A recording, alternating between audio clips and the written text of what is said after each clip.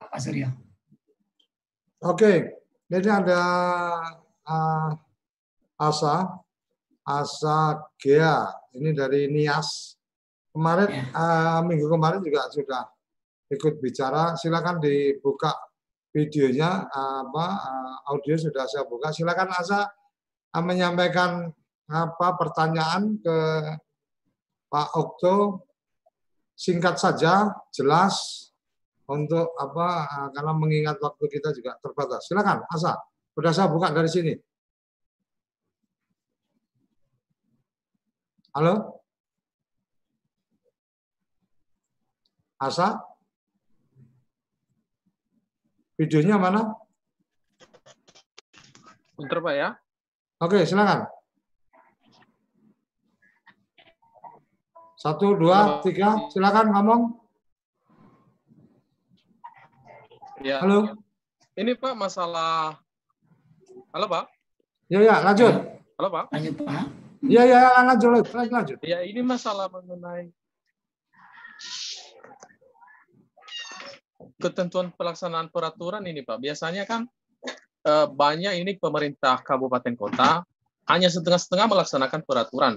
Misalnya itu ada mengenai pembahasan peraturan desa. Awalnya kan itu ada pemerintah desa itu kan menyampaikan ke BPD untuk dibahas. Sebelum dilakukan pembahasan BPD, kadang-kadang kan pemerintahan desa ini tidak lengkap memberikan dokumen kepada BPD. Misalnya di situ di Permendagri 114 disyaratkan di situ bahwasanya harus ada rencana anggaran biaya. Jadi nanti baru disepakati oleh BPD. Jadi kadang-kadang di BPD meminta hal itu kepada pemerintahan desa, dan pemerintahan desa tidak merevisi dan tidak menyertakan dalam rancangan peraturan desa tentang APB desa. Jadi kemudian pemerintahan desa mengajukan evaluasi saja kepada camat, sehingga juga pihak kecamatan. Pertanyaannya tutupin. Yang ingin ditanyakan apa? Yang ingin ditanyakan Pak, bagaimana, apa sanksinya kalau misalnya dari pihak supradesa itu sendiri yang sebenarnya ada tahapan yang harus dilalui, tapi sudah dilewati ataupun tidak dilaksanakan oleh pihak supradesanya, Pak. Oke, kita sudah bisa menangkap inti pertanyaannya. Kita ganti ke yang lain. Silakan Kemal Pasha. Halo, Kemal Pasha. Halo. Silakan. Dengaran, Pak? Baik. Ya, silakan. Terima kasih. Ada beberapa pertanyaan yang ingin saya tanyakan. Yang pertama kepada Pak Okto, apakah regulasi Permendagri nomor 19 tahun 2007 tentang pelatihan pemberdayaan masyarakat desa _kelurahan itu masih berlaku sampai sekarang, Pak? Kalau masih berlaku, bagaimana konsekuensinya dengan keselarasan kebijakan penguatan aparatur desa? Kemudian, kalaulah seandainya tidak berlaku lagi, apakah di Kementerian Dalam Negeri sudah merancang aturan baru terkait rancangan induk strategis peningkatan kapasitas aparatur desa? Kemudian yang kedua, Pak, apakah Kementerian Dalam Negeri juga sudah menyusun kompetensi seperti apa yang harus dimiliki oleh aparatur desa? Sebagai info saja buat Pak Okto dan Pak Suryo, saya merupakan salah satu ASN dari pemerintah Kabupaten Aceh Barat yang sudah mengikuti pelatihan metodologi berbasis SKKNI dan juga sudah disertifikasi oleh Badan Nasional Sertifikasi Profesi sebagai pelatih pemerintahan desa. Dan sejak tahun 2015 sampai 2019 saya termasuk salah satu ASN yang telah di-trainer juga oleh Kementerian Dalam Negeri, baik TOT maupun MOT. Oleh karena itu saya di tataran praktis sangat mencermati sekali bagaimana dinamika penguatan kapasitas aparatur desa di tingkat daerah, Pak. Berikut juga keselarasannya. Barangkali itu dulu 2 pertanyaan awal. Kalau nanti masih ada, saya tambahkan. Terima kasih, Pak. Terima kasih, Pak. Terima kasih. Jadi menarik ini yang tadi disampaikan Pak Okto tadi sudah dari awal sudah menyampaikan ini akan menarik karena dari data-data yang ada ada pemerintah daerahnya ada BPD-nya ada perangkat desa juga ini yang menyampaikan tentang hampir sama seperti kemarin tentang pemberhentian perangkat desa dan seterusnya. Tapi setidaknya ada dua tadi, Pak Ordo. Satu memang mengikuti dari kemarin obrolan kita, sehingga ada pertanyaan tadi tentang bagaimana ketika secara proses supradesa ternyata AB atau tidak kemudian mencermati bahwa harus ada keterlibatan BPD. Ini menarik.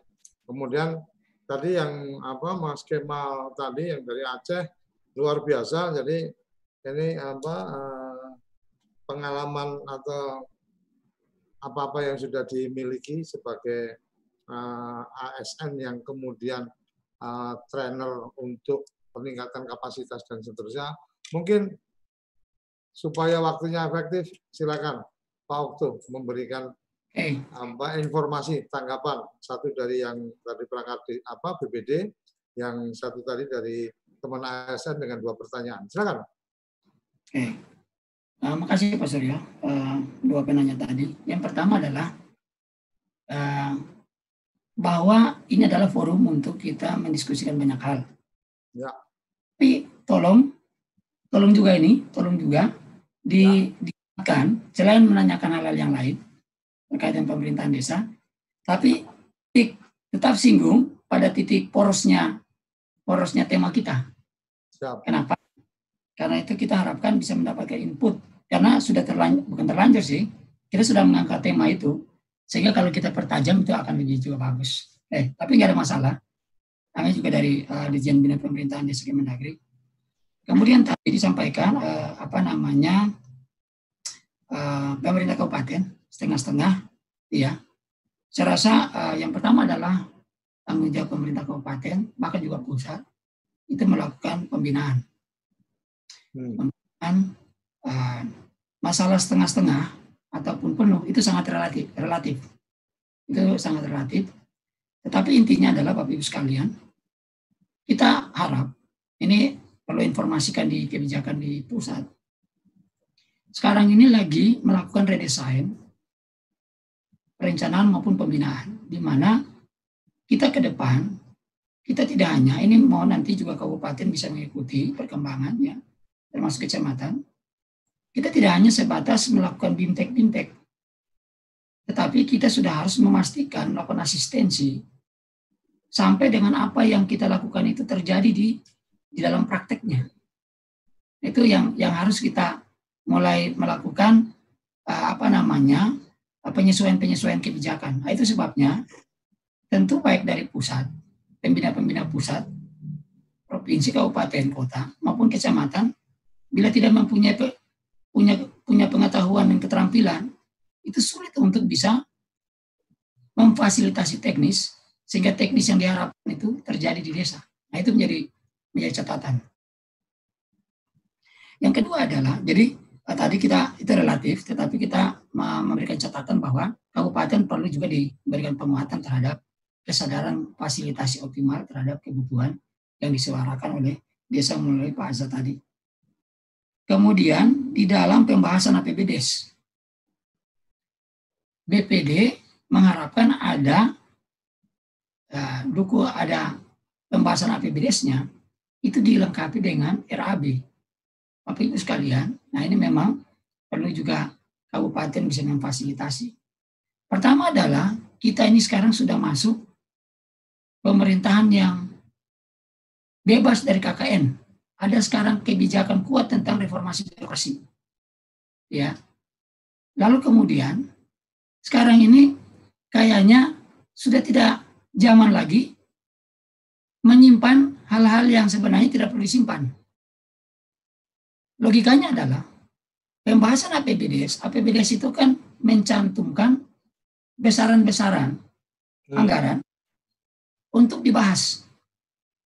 Bagaimana mungkin orang memahami besaran-besaran anggaran itu kalau tidak mengetahui mengenai anggaran besaran itu dari mana?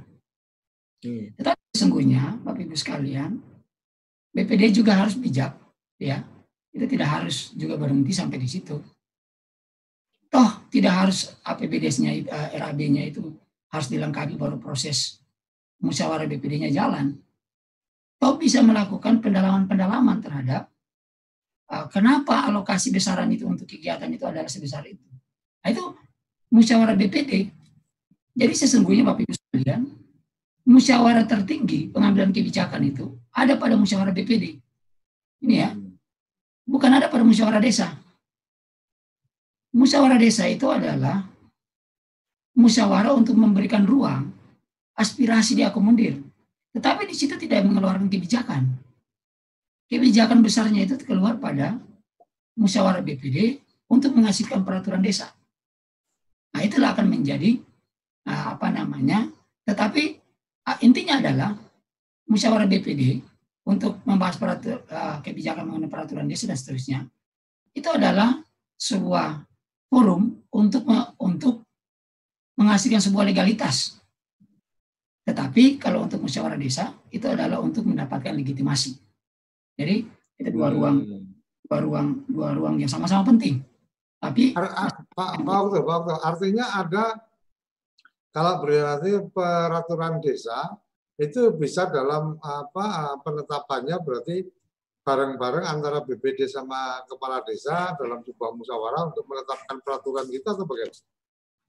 Ya, jadi Bapak Ibu sekalian, penetapan peraturan desa itu hanya dilakukan di dalam musyawarah BPD. Hanya dilakukan.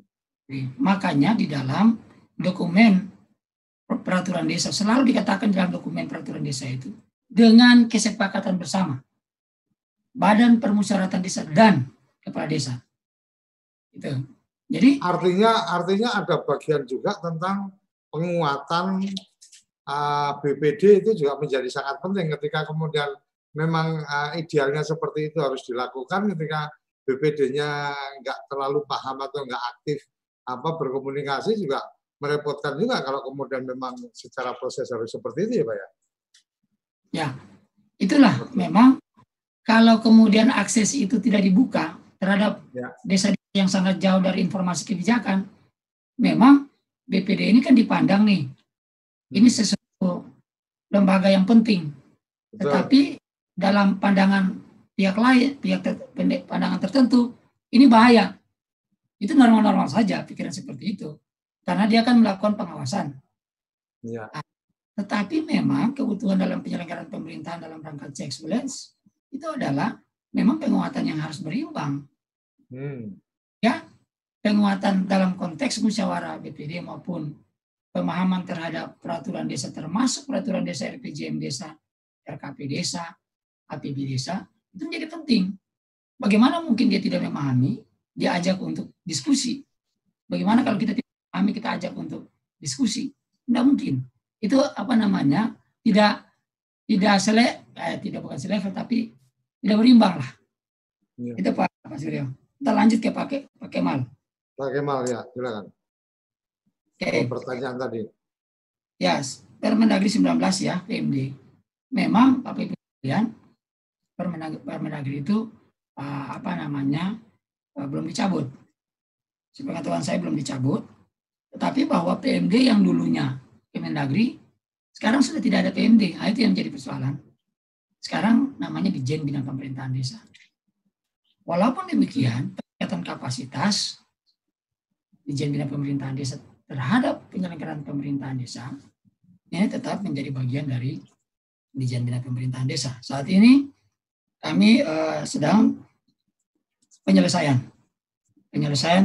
terkait dengan peraturan menteri tentang peningkatan kapasitas kapasitas aparatur desa itu sudah kita usulkan masuk di dalam agenda Renstra 2020-2024. Jadi kita harapkan itu akan difasilitasi termasuk kompetensi. Nah, ini segi penting ini kompetensi ini. Bapak Ibu sekalian, kami mengusulkan untuk arah ke depan ya dalam diskusi kami kemarin kami ingin agar peningkatan kompetensi aparatur ini menjadi indikator untuk penguatan kapasitas ke depan. Aparatur ke depan. Tetapi ini ada diskusi yang sangat mendalam oleh Bappenas dan juga Menpan RB, termasuk juga